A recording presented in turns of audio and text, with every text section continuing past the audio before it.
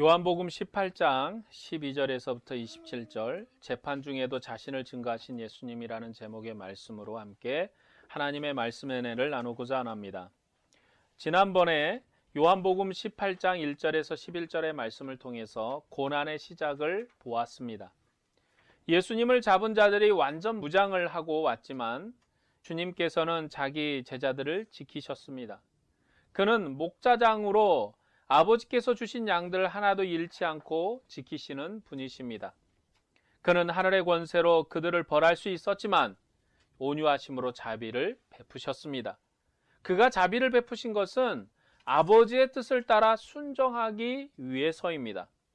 이것이 고난의 도입부에서 주님께서 고난을 당하신 이유라고 말씀을 드렸습니다. 그는 자기 권세로 적들을 징벌할 수 있었지만 아버지의 뜻을 따라 순종하셨고 자기에게 속한 자들을 지키셨습니다. 오늘 본문은 재판장에서 자신의 영광을 증거하는 말씀입니다. 예수님께서 잡히시고 안나스에게 신문을 당하셨습니다. 그리고 그곳에서 자신이 누구신가를 증거하셨습니다. 마지막으로 베드로가 예수님을 부인하는 장면이 기록되어 있습니다. 먼저 본문 13절에서 14절의 말씀을 읽겠습니다. 먼저 안나스에게로 끌고 가니 안나스는 그의 대제사장인 가야바의 장인이라. 가야바는 유대인들에게 한 사람이 백성을 위하여 죽는 것이 유익하다고 공고하던 자로라. 두 사람이 대제사장으로 나오는데 안나스와 가야바입니다. 안나스는 가야바의 장인이라고 기록하고 있습니다.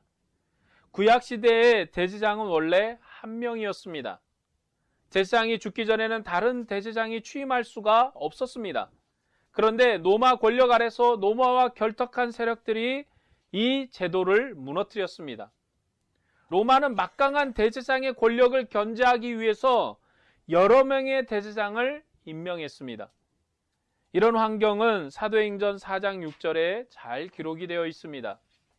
대제사장 안나스와 가야바와 요한과 알렉산더 및 대제사장의 문중이 다 참여하여 사도들을 가운데 세우고 묻되 너희가 무슨 권세와 누구의 이름으로 이 일을 행하였느냐. 사도행전은 다수의 대제사장이 있다고 기록하고 있습니다. 요한과 알렉산더는 가야바의 아들들로 추정이 됩니다. 가야바는 유대인들에게 한 사람이 백성을 위하여 죽는 것이 유익하다고 권고하였던 자였습니다. 이 내용이 요한복음 11장 47절에서 53절에 기록이 되어 있습니다. 요한복음 11장에서 나사로가 죽었다가 살아났기 때문에 예수님에 대한 믿음이 확산되었습니다. 그 일로 공회가 모였을 때 가야바가 말하기를 한 사람이 백성을 위하여 죽어서 온 민족이 망하지 않게 되는 것이 너희에게 유익한 줄을 생각하지 아니하는도다라고 했습니다.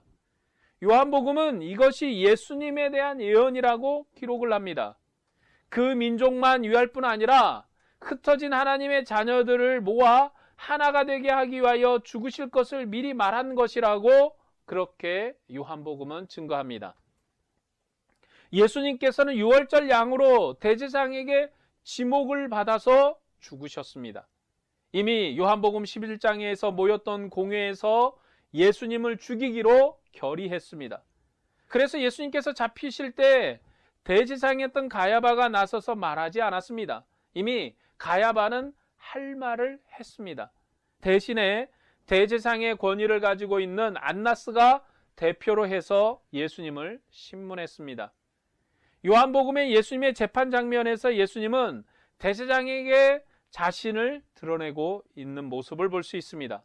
그리고 여러 대제사장에게 돌아다니면서 재판을 받았습니다.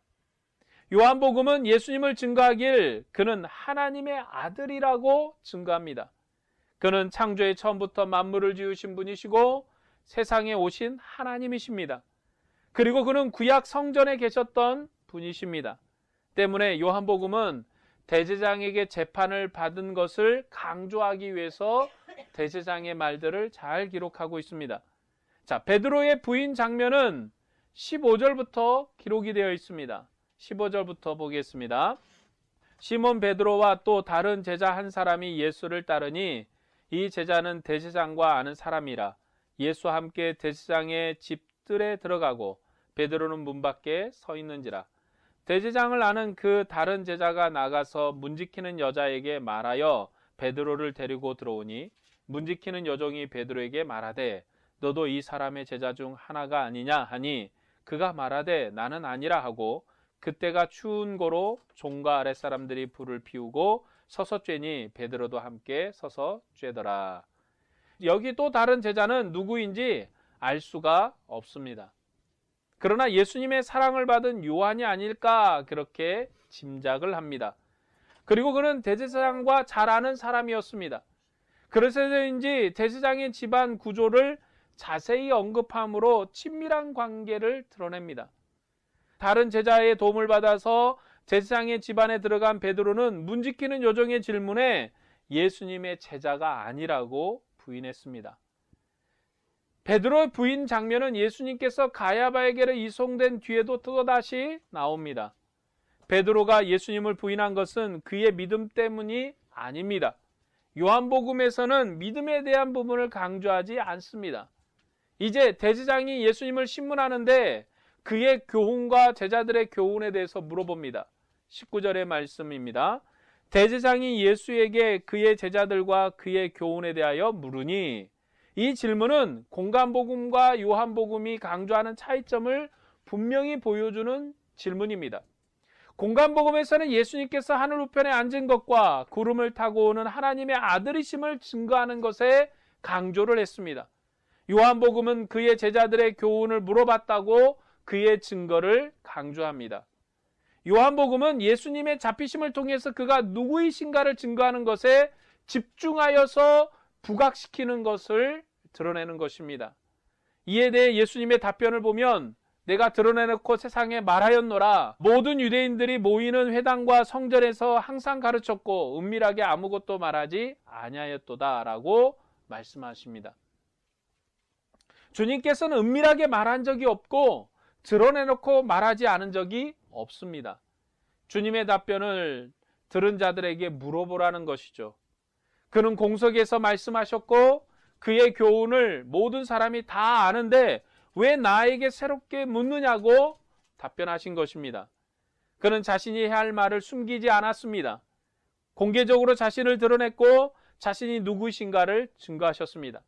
예수님이 하나님의 아들 되심을 그는 공개적으로 말씀하셨습니다. 본문 22절에서부터 23절의 말씀을 보겠습니다. 이 말씀을 하심에 곁에 섰던 아랫사람 하나가 손으로 예수를 쳐 이르되 내가 대제사장에 이같이 대답하느냐 하니 예수께서 대답하시되 내가 말을 잘못하였으면 그 잘못한 것을 증언하라. 바른 말을 하였으면 내가 어찌하여 나를 치느냐 하시더라. 자신의 말을 숨기지 않았다는 말에 아랫사람이 예수님을 쳤습니다. 그때 예수님은 대제사장의 말한 것 중에 잘못한 것이 없다고 대답하십니다. 주님은 자기 말이 옳다고 반복해서 대답하십니다. 하나님께서는 그의 아들을 세상에 보내셨고 아들은 아버지를 보았습니다. 때문에 아들은 아버지의 말씀을 하십니다. 아들은 아버지 품 안에서 아버지를 대면했기 때문에 아들은 아버지와 같습니다. 그는 창조의 처음부터 말씀하신 분이시고 고난의 순간에도 아버지의 말씀을 다 증거하셨습니다. 그가 아버지의 말씀을 하지 않았다면 세상은 아직 죄가 없겠지만 그가 모든 것을 다 말씀하셨기 때문에 세상은 핑계할 수 없습니다. 그는 성소에 계신 하나님이셨습니다. 그가 세상에 오셔서 아버지를 증거했을 때 그의 증거를 받지 않은 사람이 없습니다. 그는 참 빛이십니다. 그렇기 때문에 대제사장 앞에서도 주님께서는 자기 말이 옳다고 반복해서 주장하고 있습니다. 대제사장은 예수님께서 은밀한 결사단체를 만든 것처럼 질문하고 있는 것입니다.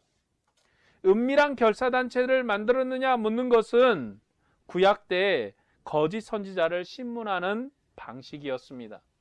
거짓 선지자가 은밀한 방식으로 몇 사람을 유혹해서 단체를 만들고 성읍을 미혹하면 그 사람과 그를 따른 사람들은 죽여야 합니다. 그렇게 은밀하게 모이는 것이 그들의 방식이었습니다. 그래서 예수님께서도 거짓 선지자를 다루는 것처럼 그런 질문을 들어야 했습니다. 제사장들이 내 제자들이 어떻게 조직되었으며 내 교훈이 무엇냐고 물었습니다. 그때 예수님께서 나는 거짓 선지자가 아니라 하나님이 보내신 아들이라고 당당하게 주장합니다. 그는 창조의 처음부터 말씀하신 분이시고 그가 와서 각 사람에게 생명의 빛을 비추었습니다. 그런데 왜 나에게 새삼스럽게 묻느냐고 말씀하시는 것입니다. 이 말을 들은 사람이 할 말이 없기 때문에 말버릇이 없다고 예수님을 때렸던 것입니다. 주님께서 제사장 앞에서 자기 권위를 주장하십니다. 지금까지 그는 말씀을 하셨고 그의 말씀을 듣지 않는 자가 없었습니다. 주님께서도 지금 마지막 말씀을 하시기 때문에 간격 없이 가림이 없이 다 드러내놓고 말씀하십니다. 내가 이미 다 말했다. 자신의 과거에 했던 말씀들을 부인하지도 않았습니다. 이미 주님께서는 자신이 하나님의 아들이시라고 하나님에게 보냄을 받은 자라고 그렇게 당당하게 회당에서도 성전에서도 말씀하셨던 주님이십니다. 그는 마지막 잡히셔서 신문을 당할 때도 하나님의 계시자로서 자기의 권위를 주장하셨습니다. 내가 바로 그다고 말씀하셨습니다. 그는 은밀하게 결사단체를 조직한 것이 아닙니다. 그는 땅에 속한 이스라엘이 아니라 하늘에 속한 권세 있는 새 백성을 만드시려고 세상에 오셨기 때문에 모든 것을 감추지 않고 말씀하셨습니다. 그는 모든 것을 드러내고 말씀하셨기 때문에 안나스도 더 이상 질문하지 않았고 결박한 채로 가야바에게 보냈습니다. 가야바가 무엇을 물었는지 본문에 기록하고 있지는 않습니다. 레위적 정통을 따라 안나스에게 권위가 있기 때문에 안나스의 재판으로 끝이 나고 공회가 무엇을 결의했는지 언급하지 않는 것이 요한복음의 특징입니다. 이미 요한복음 11장에서 모였던 그 공회는 예수님을 죽이기로 결의했기 때문에 그 결의가 여전히 유효하게 진행되고 있는 모습을 볼 수가 있습니다. 본문 25절에서 27절의 말씀을 보겠습니다. 시몬 베드로가 서서 불을 쬐더니 사람들이 묻되 너도 그 제자 중 하나가 아니냐? 베드로가 부인하여 이르되 나는 아니라 하니 대제장의 종 하나는 베드로에게 귀를 잘린 사람의 친척이라. 이르되 내가 그 사람과 함께 동산에 있는 것을 내가 보지 아니하였느냐? 이에 베드로가 또 부인하니 곧 닭이 울더라. 누가복음에서는요, 베드로가 울면서 도망쳤다고 기록을 합니다. 마태복음에서는 누구보다 믿음을 장담했지만 결정적인 순간에 주님을 배반한 것으로 기록을 합니다. 베드로가 주님의 제자됨을 부인하는 것은 주님을 부인하는 것입니다. 그런데 요한복음은 그런 방식으로 기록하지 않습니다. 요한복음은 제자들의 믿음에 대해서 이야기하지 않습니다. 왜냐하면 세상은 처음부터 믿음이 없었다고 증거한 게 요한복음입니다. 그래서 요한복음에서는 제자들을 증인으로 나타내지 특별히 무슨 일을 했다고 기록하지 않습니다. 주님의 사역에 제자들이 어떤 일을 했다고 기록하지 않습니다. 다른 복음서에서는 예수님께서 그들에게 권능을 주어서 귀신을 쫓아내며 권능을 행할 권세로 주어서 보내서 함께 주님과 일을 했다고 그렇게 증거하고 있지만 요한복음에서는 예수님의 제자들이 특별히 무슨 어떤 일을 했는지에 대해서 전혀 기록이 없습니다. 도리어 제자들은 증인으로 서 있습니다. 요한복음에서 제자들은 우리가 그를 보았다고, 독생자의 영광을 보았다고, 손으로 만져봤다고, 생명의 말씀을 대면했다고, 이런 증인으로 세움을 받았다고 기록되어 있습니다. 그래서 요한복음에서는 제자들이 증인의 입장에서 주님을 증거하는 그러한 기록이 수두룩합니다. 예수님은 믿음 없는 세상에 믿음을 주시려고 오신 분이십니다. 때문에 제자들의 고백적 화답을 기대하지 않고 자신의 권세를 따라 일하십니다. 38년 된 병자에게도 내가 낫겠느냐 질문하시고 그를 치료해 주셨습니다. 그의 믿음을 보신 적이 없습니다. 주님은 요한복음에서 어느 자에게도 믿음을 보신 적이 없습니다. 왜냐하면 세상에 믿음을 주러 오신 분이 주님이시기 때문에 그렇습니다. 주님은 믿음 없는 세상에 믿음을 주시고 믿음 없는 제자들에게 믿음을 주십니다. 요한복음은 베드로의 배반에 큰 의미를 두지 않습니다. 그것이 요한복음의 특징이죠. 그래서 요한복음에서는 베드로의 믿음이 어땠는지 기록하지 않습니다. 베드로의 부인 장면에 베드로가 어떤 믿음을 가지고 있었느냐 이야기하지 않습니다. 요한복음 13장에서 주님께서 이미 베드로에게 자신을 따를 수 없다고 말씀하셨습니다. 요한복음 13장 36절에 시몬 베드로가 이르되 주여 어디로 가시나이까? 예수께서 대답하시되 내가 가는 곳에 내가 지금은 따라올 수 없으나 후에는 따라오리라. 베드로가 지금 주님을 부인하는 것은 그가 주님을 따라서 죽을 수 없기 때문에 그렇습니다. 왜냐하면 이 죽음은 주님의 죽음이지 베드로의 죽음이 아닙니다. 후에는 베드로가 주님을 따라서 그 길을 걸어갈 것입니다. 주님께서 이 길을 준비하시고 예비하셨기 때문에 주님이 가시는 길입니다. 후에 주님께서 베드로를 부르실 것입니다. 그리고 주님의 길을 따르게 될 것입니다.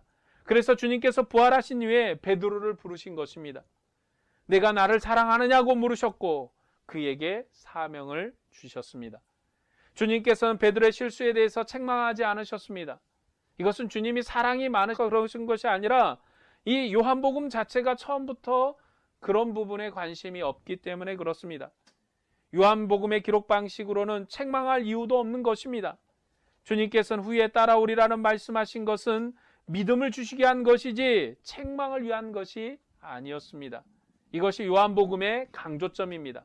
그래서 요한복음은 베드로가 울었다는 식의 기록을 하지 않습니다.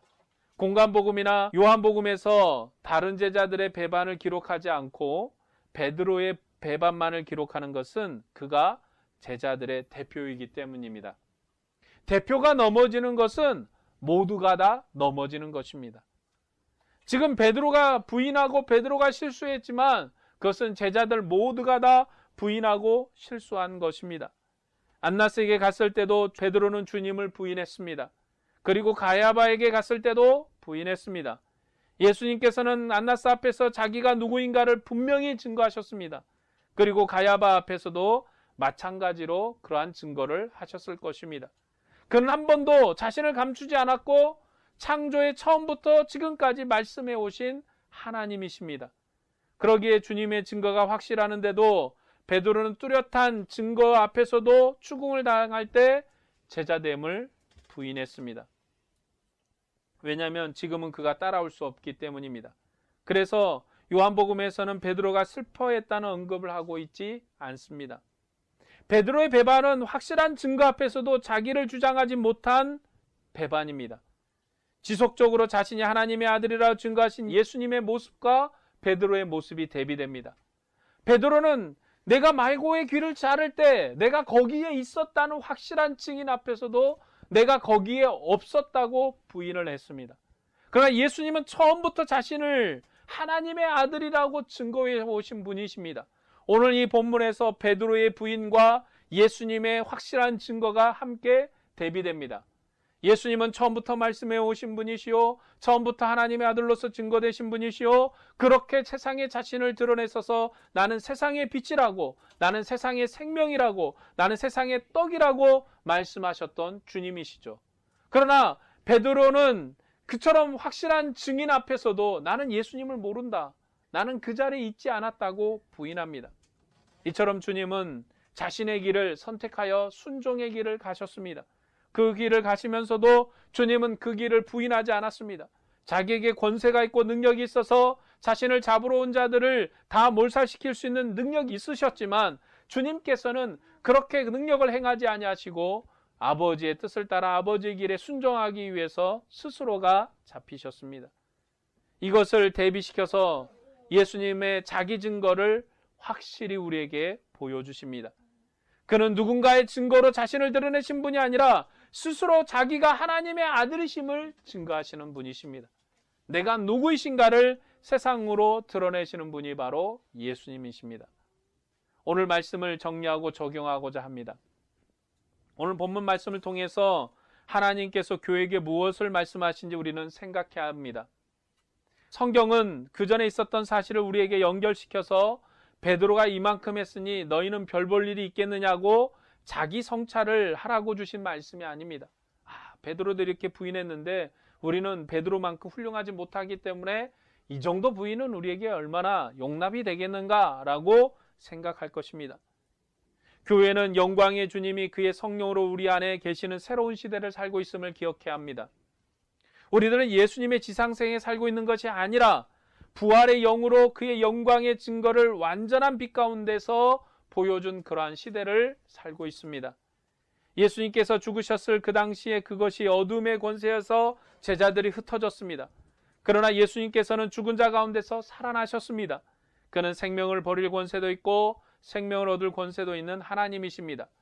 그는 이 모든 특권을 아버지께로부터 받았다고 말씀하셨습니다.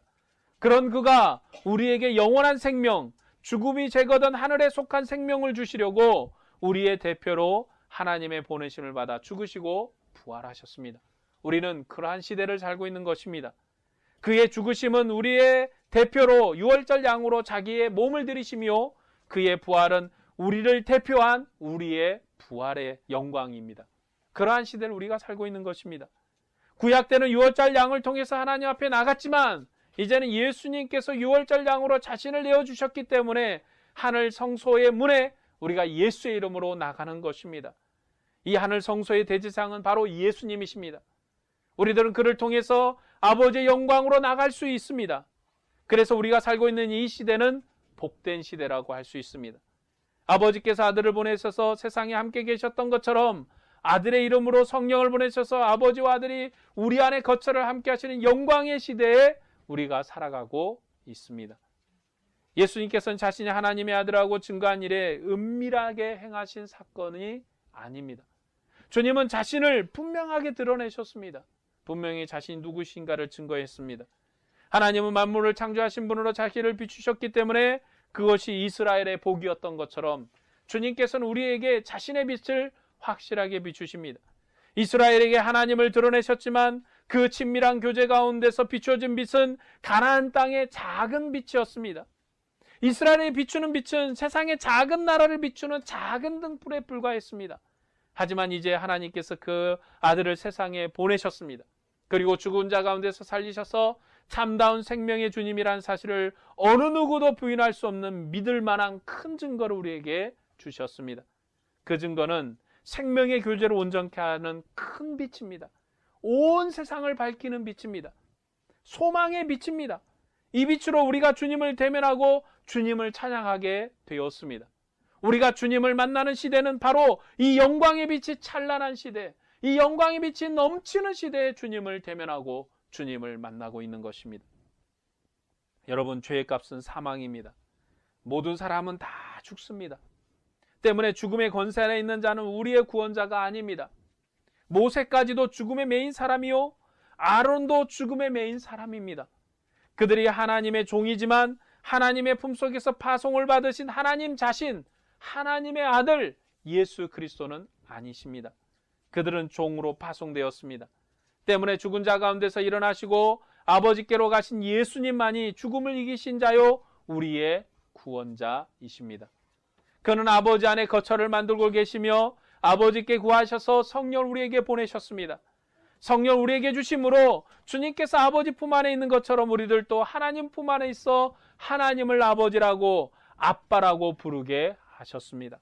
이렇게 인도하시는 분은 죽은 자 가운데서 살아나신 하나님의 아들 그리스도 예수님 뿐이십니다. 그래서 우리는 그를 구원자라고, 우리는 이 복음을 증거해야 되는 것입니다. 그만이 우리의 생명이라고 이 복음을 증거해야 되는 것입니다. 그만이 우리의 영생이라고 우리는 이 복음을 증거해야 되는 것입니다. 죽은 자 가운데 살아나신 분, 이분만이 우리의 구원자이십니다. 그는 우리의 구원을 위해서 세상에 오신 하나님의 아들이시고 죽음을 이기셨습니다. 우리에게 그런 확실한 증거를 우리에게 주셨습니다. 이제 교회는 구약 때처럼 땅 한쪽에 있는 소수의 무리가 아닙니다. 초대교회처럼 여기저기 숨어있는 작은 무리도 아닙니다. 우리들이 살고 있는 이 시대는 주님의 복음이 땅끝까지 증거되는 시대이고 참빛을 보는 시대입니다. 교회는 세상에 공경이 드러나는 단체이지 비밀한 결사단체가 아닙니다. 이런 시대에 우리가 주님께서 하나님의 아들이라는 사실을 세상에 확고히 고백하지 못하면 주님을 부인하는 것과 같은 것입니다. 이것은 베드로의 부인과 비교될 수 없는 것이죠. 베드로는 주님을 부인하고도 도망쳤지만 주님께서 죽은 자 가운데서 다시 살아나셔서 그를 하늘에 속한 새 백성으로 부르셨습니다. 땅에 속한 이스라엘에 넘어졌지만 하늘에 속한 새 백성은 넘어지지 않는 백성들입니다. 우리가 주님을 고백하지 못하고 넘어지는 것은 영원한 사망으로 넘어지는 것입니다. 때문에 우리는 주님을 고백해야 합니다. 생명의 주님으로, 우리의 은혜의 주님으로, 우리의 능력의 주님으로 우리는 고백해야 됩니다. 그리고 세상에 주님을 증거해야 됩니다. 세상에 주님을 나타내야 됩니다. 우리가 사탄을 이긴 것이 아니라 죽은 자 가운데서 일어나신 주님이 사탄을 이기셨습니다. 그냥 이기신 것이 아니라 우리 죄 때문에 자기 몸을 들이심으로 죽음의 권세를 끝내시고 영원한 생명의 세계를 지으셨습니다. 그리고 우리를 하늘에 속한 새로운 피조물로 만드셨습니다. 혈육에 속한 아브라함의 후손이 아니라 보좌 우편에 취임하신 하늘에 속한 새 백성, 새 피조물로 우리를 지으셨습니다. 때문에 우리들은 주님을 따라갈 수가 있습니다. 주님을 위해서 생명을 버릴 수 있습니다. 베드로가 이전에 부인했지만 후에는 평생 주님을 부인하지 않은 것처럼 우리도 주님을 부인하지 않고 따를 수 있습니다. 우리도 주님을 섬기며 세상의 증언자로 살아갈 수가 있습니다. 우리가 이 땅에서도 주님의 길을 따라갈 수가 있는 것은 바로 우리에게 주님께서 생명의 은혜를 주셨기 때문입니다. 우리들은 사도들의 증거를 통해서 주님을 보았습니다. 우리 안에 계신 주님의 영으로 하늘의 영광을 보았습니다. 죽었다가 다시 살아나신 주님만이 우리의 구원자요 우리의 생명의 주님이십니다. 이보다도 더 확실한 증거가 없습니다. 부활하신 주님이 살아계신 하나님의 아들이십니다. 그는 만유의 주가 되시기 때문에 어둠의 권세가 그를 주관할 수 없습니다. 때문에 그의 교회도 손댈 수 없습니다. 권세 있는 주님의 교회에서 세상의 주님을 증거하는 삶을 살아야겠습니다. 부활하신 주님에 대한 복음은 은밀한 교훈이 아니라 천하 만민이 들을 수 있도록 증거된 교훈입니다. 우리 모두가 이 교훈을 세상에 증거해야 됩니다. 지금도 죽음이 왕처럼 활동하지만 부활하신 주님의 빛은 참빛이어서 죽음이 이 빛을 이길 수 없습니다. 우리들은 이 빛 가운데서 생명을 얻었으니 베드로처럼 부인하지 말고 오직 주님을 따르고 주님 앞에 나가야 됩니다. 베드로가 부인했으니 나도 부인할 수 있다고 생각해서는 안 됩니다. 그 시대와 지금의 시대는 분명히 다른 것입니다. 그렇기 때문에 예수 그리스도께서 나의 주, 나의 하나님이라고 담대히 증거해야 됩니다. 주님을 증거함으로 주님과 함께 생명의 권세를 누리는 귀한 새 백성들이 되시기를 주의 이름으로 축복합니다. 기도하겠습니다.